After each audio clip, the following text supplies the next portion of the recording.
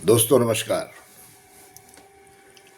अब प्रशांत कुमार जी बिहार में चुनाव लड़ रहे हैं, खेला तो होगा ही,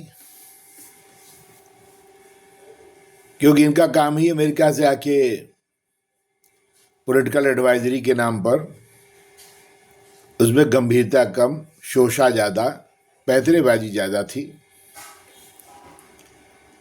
और आइडियोलॉजी तो जीरो है इनकी। आपको याद होगा कि बिहार के चुनाव में ये नीतीश कुमार के जब कंसल्टेंट थे, इन्होंने डीएनए वाला मामला उछाल दिया था और डीएनए के मामले के द्वारा इतना बड़ा कंफ्यूजन खड़ा किया और सफल भी हुए थे।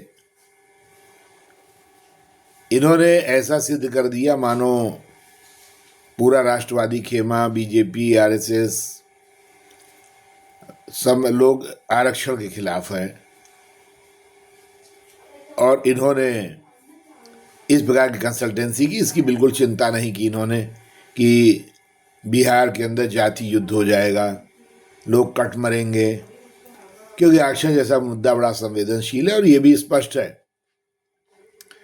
कि राष्ट्रवादी खेमा, विशेष करके भारतीय जनता पार्टी के साथ खड़ी आरएसएस, भीतर खाने तक में ये विचार होता है कि आरक्षण को किसी भी ढंग से नहीं छेड़छाड़ किया जाएगा, न उसमें कोई बदलाव की जरूरत है, क्योंकि आरक्षण एक बहुत बड़ा तसल्ली और दिलासा है हिंदू समाज के कतिपय वर्गों को, क्योंकि घात लगा के ईसाई मिशनरी और मुस्लिम संस्थाएं लगी हैं कि आरक्षण वगैरह के मामले पे असंतोष पैदा हो तो उनका धर्म परिवर्तन कराया जाए।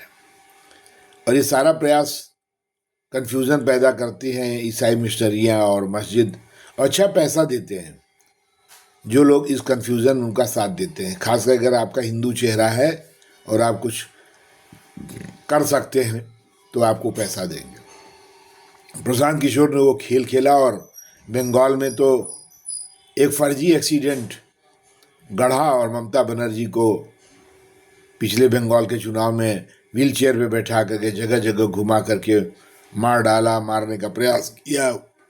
नतीजा क्या हुआ था आप सबको याद होगा।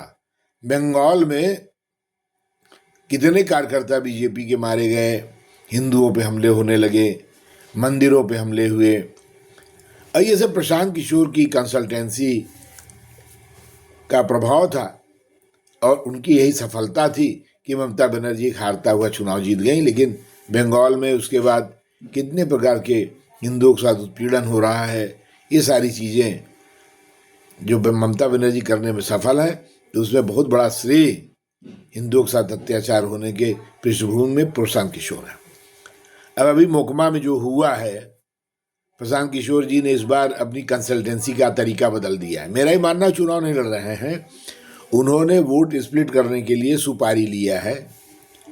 अब कॉन्स्टिट्यूंसी वाइज अगर आप अध्ययन करेंगे तो कैसे कैंडिडेट्स किए हैं, तो मुझे लगता है कि वो एक लार्जर गेम खेल रहे हैं और उसमें वो वोट स्प्लिट करने के लिए राजद और राहुल का साथ दे रहे हैं। दुर्पसंद है इनकी।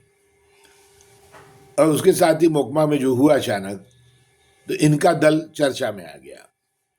दुलार चंद यादव जो विश्वस्त और करीबी लालू का था, अचानक इस चुनाव में वो इनके दल के साथ काम करता है। इनका जो प्रत्याशी है जो वहाँ खड़ा हुआ है, वो कुर्मी की समकक्ष जात का है और जो वोट स्प्लिट करा रहा है। अब दो बाहुबली वहाँ लड़ रहे हैं, अनंत सिंह और सूरज भान। सूरज भान जदयू से हैं, आप सबको पता ही है, और किस प्रकार से अनंत सिंह को जेल जाना पड़ा। हम ये मानते हैं अनंत सिंह की पृष्ठभूमि है माफिया वाली, लेकिन अब चुनाव के दिन वो गोली मारेंगे चुनाव कैंपेन में, खुद प्रत्याशी हैं, ये कोई विश्वास नहीं करेगा।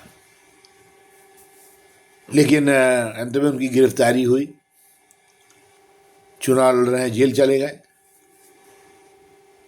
और प्रशांत कुमार को आप देखिए कि जिस व्यक्ति को गोली लगी वो पत्थर चलाता, उसका विजुअल शायद दुलार चंद यादव का, वो भी वहां का माफिया ही है और अनंत सिंह के समकक्ष विरोधी रहा है, जरा लालू का बहुत खास रहा है, अभी भी खास ही था, क्योंकि ये तो खेल हो रहा था। अगर जांच किया जाएगा तो खेल पता चलेगा। और वहां पे किसकी गाड़ी से वो कुचला गया, किसकी बंदूक से गोली चली, गहराई से अगर जांच किया जाएगा तो चेहरा कुछ और है। लगता है कि वो प्रशांत किशोर के दल का है, लेकिन वास्तव में प्रशांत किशोर सहित मेरी ये शंका है, और बिहार की सरकार जांच करे कि प्रशांत किशोर वास्तव में किसके इशारे पर क्यों चुनाव लड़ा रहे हैं लोगों को, और ये नए प्रकार की पॉलिटिकल कंसल्टेंसी वो दे रहे हैं। इस हत्या से दुलार चंद यादव के मोहकमा में ये चर्चा में भी आ गए, इनका दल कहीं चर्चा में नहीं था। इसलिए एनडीए के खेमे को होशियार रहना पड़ेगा और आप बिहार में बीजेपी को जिताइए। प्रशांत किशोर के खेल से सावधान रहिए, आगे कुछ और हत्या हो सकती है, मैं चेतावनी दे रहा हूँ। वंदे मातरम, जय श्री राम।